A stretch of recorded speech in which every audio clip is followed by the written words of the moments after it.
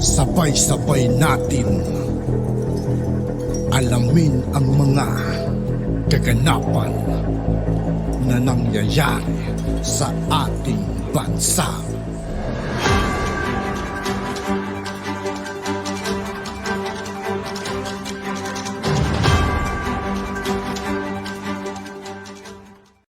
Yo, what's up mga kaibigan? This is I2K po again. Ngayon nandito ulit tayo sa channel ni Banat Kabayan TV. Dito ulit tayo magbibigay ng comment at reaction. Kaya samahan nyo ako guys. Let's go! Senador Trillanes.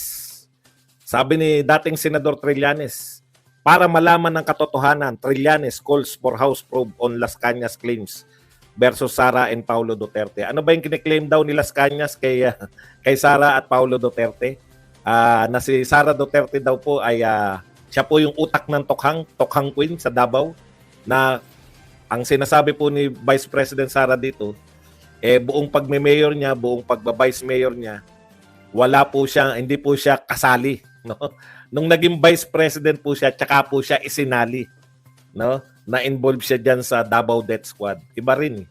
Okay, sa madaling salita, ito po ay alam niyo na kung sino may hawak kay Las Cañas, no? Ayun, lagi naman. Ito po ang problema, no? Gusto nila paimbestigahan sa House. Ang bintang naman nila kay Paulo, smuggler, etc.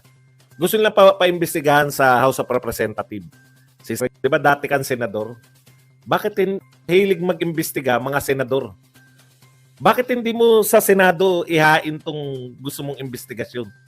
Bakit sa House of Representatives? Di ba? Alam ko na sagot diyan eh. Ang sagot diyan, hindi ka naman na pinaniniwalaan ng mga kapwa senador. Di kaya doon ka nagpupunta. Alam niyo po, sa Pilipinas, no, pag may paimbestigahan, lahat ng tao gustong paimbestigahan sa Senado. Tanging si Trillanes lang ang gusto magpaimbestigahan diyan po sa House of Representatives. Alam niya, kakampi niya eh. Di ba? Okay, pero talagang ganyan eh. Wala na naman ako. Alam niyo, pag hindi naman ako nagla-live, hindi naman ako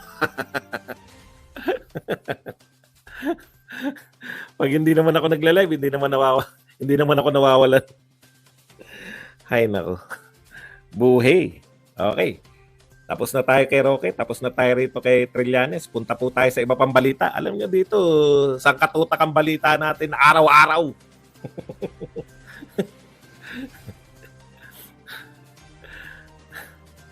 Inupakan eh. Ito po. Dito na tayo sa mga medyo patawan ng konti. Katulad po nito, no?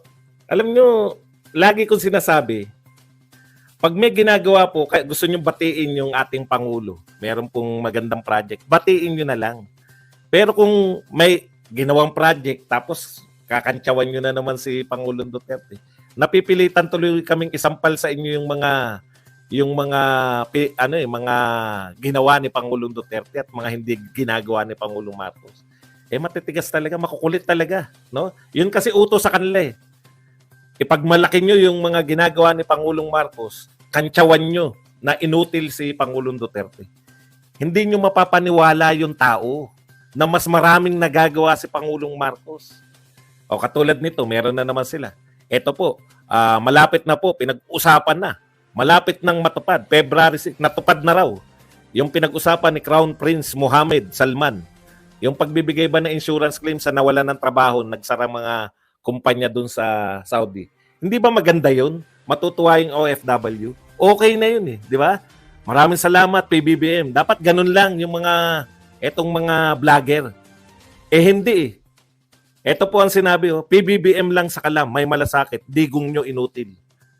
Inutil na naman si Tatay Digong. Di maglilitanya na naman kami ng ginawa ni Tatay Digong. No? Alam nyo, yan pa. Yan pa lang ang maganda-ganda namin narinig na ginawa ni Pangulo BBM sa mga OFW.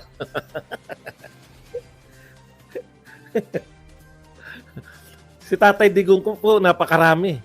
Gusto nyo ba isa-isayin namin? Isa-isayin natin. Inutil daw eh. Wala daw nagawa sa inyo mga OFW. Hindi po ba si Tatay Digong lang yung naglakas loob na sabihan yung, ano bang bansa yun? Kung hindi ako nagkakamali, Kuwait ba o Qatar?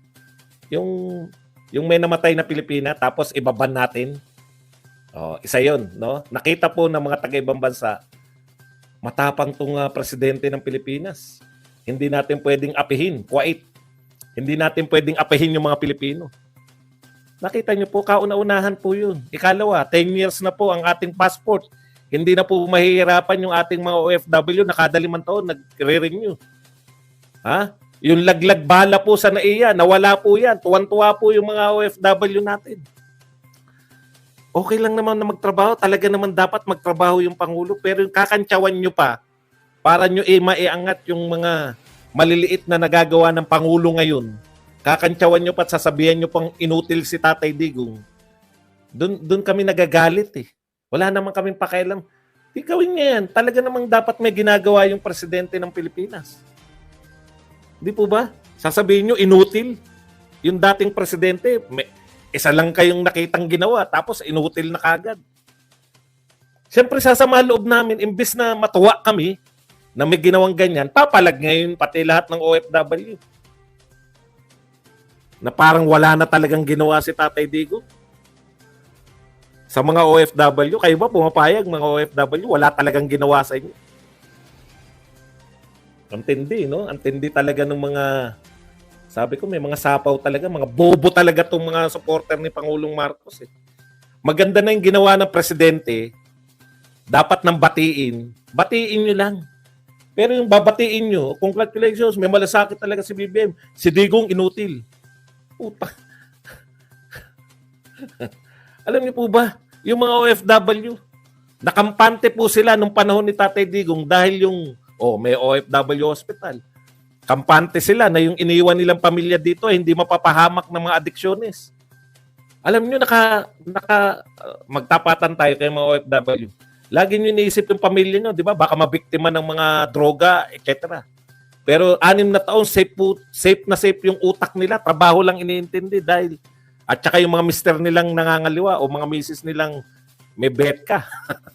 Pero yung mapapahamak yung pamilya dahil sa mga adiksyones, kampante. Kaya pwede po ba? Pag may ginagawa si BBM, wag niyo nang kantsawan si Duterte dahil ginagalit niyo lang mga mamamayan. Mahihina ko kote nyo. Yan ang kapapakinig nyo sa mga vlogger nyo. At na OFW po siya, baka kasi nababalitaan nila eh. Iba po yung sa actual eh. Iba po yung nagbabasa ka lang sa dyaryo eh. Maligo muna kasi yung mga vlogger nyo para itong JC po nung barangay na to, mukhang tanga talaga. Utak biyaan po siya. Ito pa po isang panawagan sa PNP ni Trillanes. Dapat daw kanselahin na ng PNP ang mga gun license at i-confiscate ang 364 na high-powered firearms ni Duterte dahil ito ay nag-incite to sedition, secession, secession. Ba't ka ba utos ng utos? Feeling mo presidente.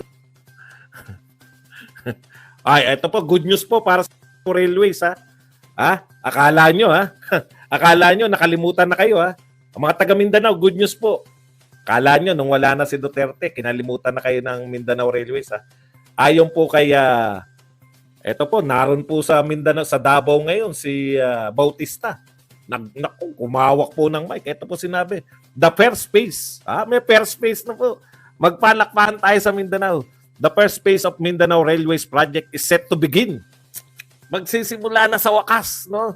Magsisimula na yung Railways project. Talagang matutuwa na ako niyan. Basahin pa natin. Mindanao Railways project set to begin with pre-construction activities in Davao City, Tagum, and Digos. Galing! Magsisimula na. Anong tawag? Pre-construction activities. Magsisimula na sa Davao City. Palakpakan tayo dyan, mga taga Mindanao. While the search for projects funding continues. Yun ang masakit. Wala pa palang pondo.